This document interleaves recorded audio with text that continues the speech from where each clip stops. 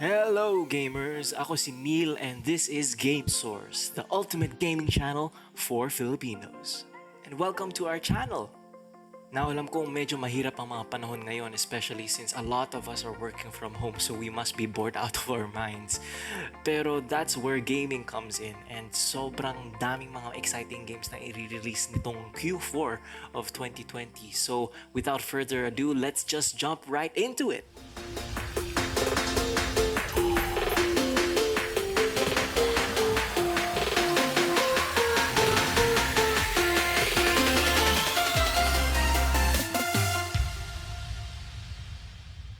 And at number 10, we have Deathloop. So, you guys, itong game na to is made by Arkane Studios and Bethesda. So, if familiar kayo sa Prey or Dishonored, these are the same guys who made it. And the interesting thing about it is it's a new IP, it's a new area, it's new characters, and you'll be playing as Colt. So, itong si Colt, he's trying to escape an area called Black Reef. It's an island na parang dystopian ang dating niya. And what you're going to do is you're trying to escape it, right? And you'll be given these kinds of mga parang may mga magic skills, tools, weapons, guns to escape. But the great thing about this game is mamamatay ka.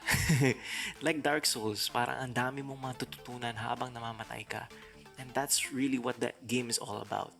So this game will be releasing in PS5 in 2021 and in PC itong 2020 December. And at number 9, meron tayong Yakuza Like a Dragon by Sega. So, alam naman natin na Yakuza is an RPG, but it's actually been already released sa Japan noong January 2020. Pero yung Western version would be released later this year na mga bandang November. Now, si Yakuza Like a Dragon is very different from yung mga previous na Yakuza series natin. Kasi ngayon, imbis na yung parang action brawler type na game, magiging turn-based na siya. So parang yung mga Pokemon, mga ganyan. And there's also character classes involved. So it's completely different from what we know. But at the same time, still has the quirkiness of Yakuza.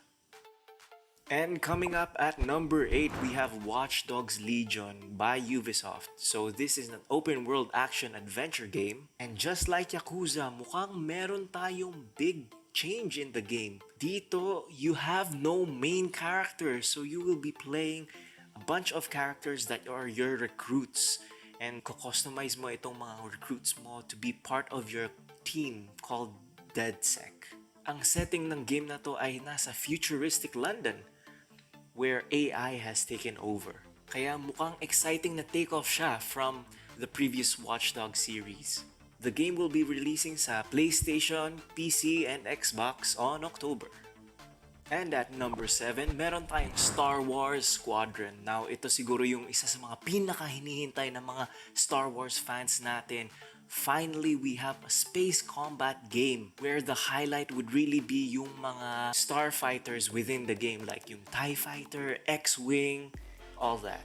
Now, merong story portion itong game na to, but at the same time, there's also the multiplayer, which I think is yung highlight talaga, where you're going to play with 5 other people against a team of 5 as well in these dogfights, or parang mga skirmishes. So, meron daw mga modifications within your ships, diverting power from one system to another. So, parang mukhang very exciting ito for all those Star Wars enthusiasts. The game will be releasing on October 2 on PS4, Xbox, and PC. And at number 6, we have Senua Saga Hellblade 2.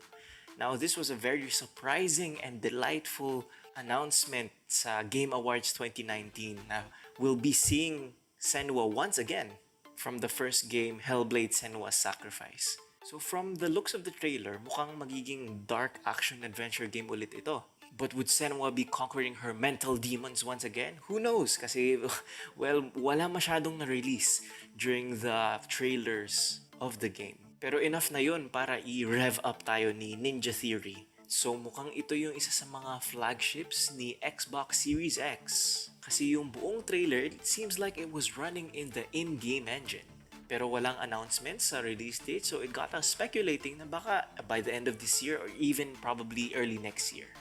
And at number 5, meron tayong Crash Bandicoot 4, It's About Time. Now, alam naman natin na very popular na itong Crash Bandicoot series, especially with the release of the Insane Trilogy. So, it's coming back for another game. Now, yung mga elements that made Crash Bandicoot very popular ay nandun pa din. But they added a couple of new elements to the table. May mga bagong playable characters tayo. So, si Coco, you can actually play her for the entire series. Si Dr. Entropy, at saka si Dingodile, pwede mo rin malaro. And additionally, nagdagdag din sila ng bagong mechanic, which is yung mga masks. The 4 masks that would give you leverage or an advantage when you're trying to solve the problems within different levels. So let's expect more of that platforming experience on October on PS4 and Xbox One. Coming at number 4, we have Kena, Bridge of Spirits. Well, actually, dito sa Gamesource, it's a very exciting game for us. It's a story-driven action-adventure game made by Ember Lab. Pero tingin ko yung mga elements nitong story na to has been lost within the gaming industry. And that's something that we're really looking forward to.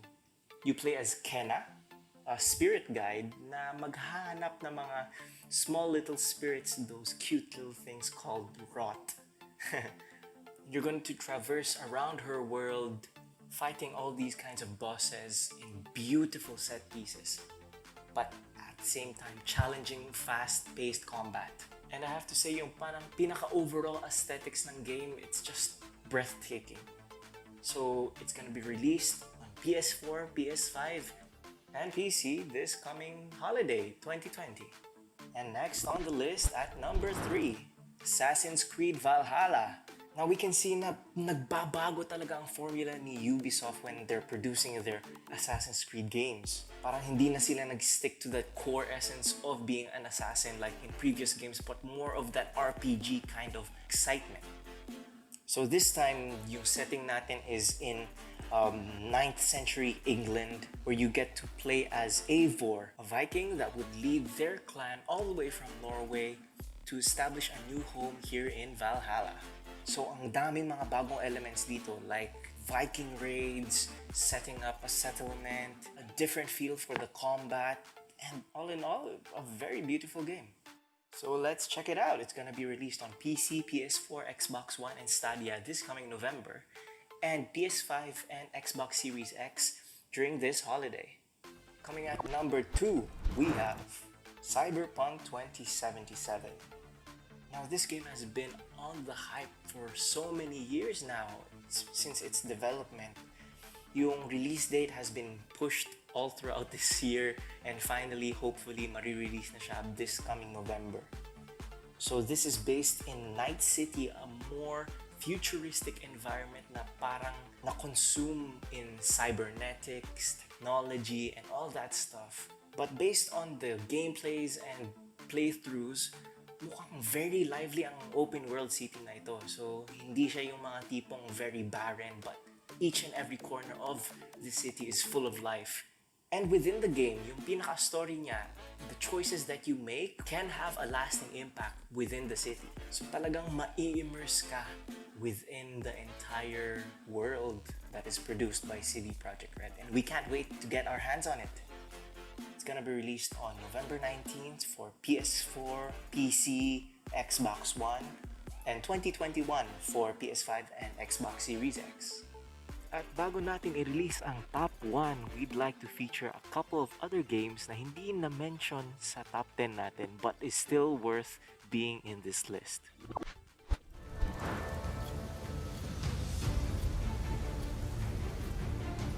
On your feet, old blood. Not dead. Yet. 1,000-year war, just to start the apocalypse. Beautiful, deadly, right in our way. That's about right. No storm can stop us.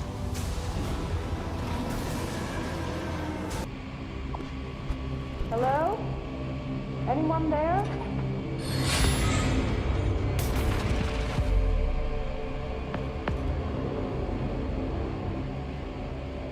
What is this place?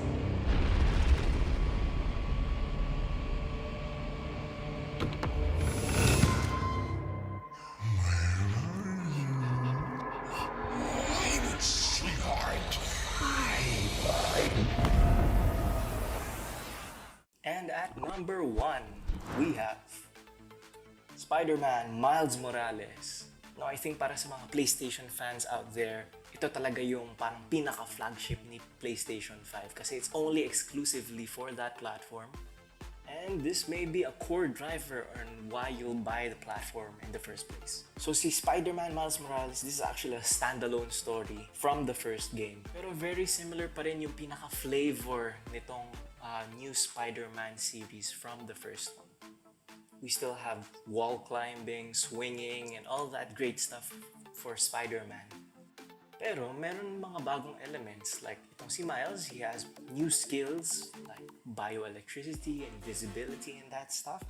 So there's a lot to look forward to dito sa new Spider-Man game na to. I'm very interested to know how the story will play out as well.